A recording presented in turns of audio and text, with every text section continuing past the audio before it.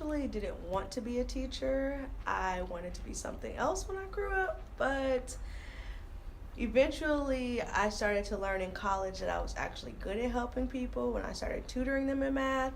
And then I started developing a passion after doing some research about education that really opened my eyes to want to be a teacher and pursue that goal. Okay.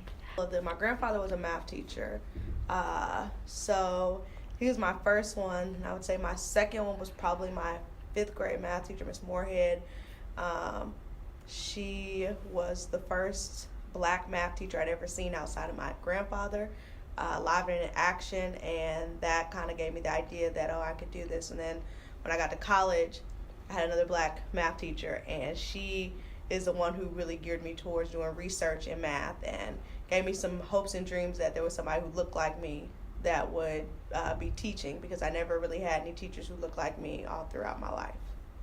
The best part about teaching is, I would say, when students have that aha moment, like they get it, like, oh, that's what you were talking about way back in like chapter blah, blah, blah, and we're in chapter 7, and they finally are like, oh my gosh, it finally clicks.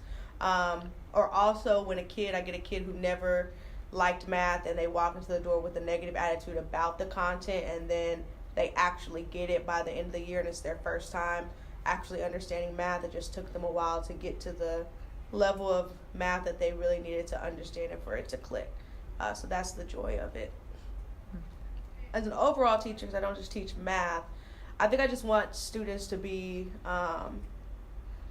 just be aware of what's going on in the world, and to also just be ready for the world.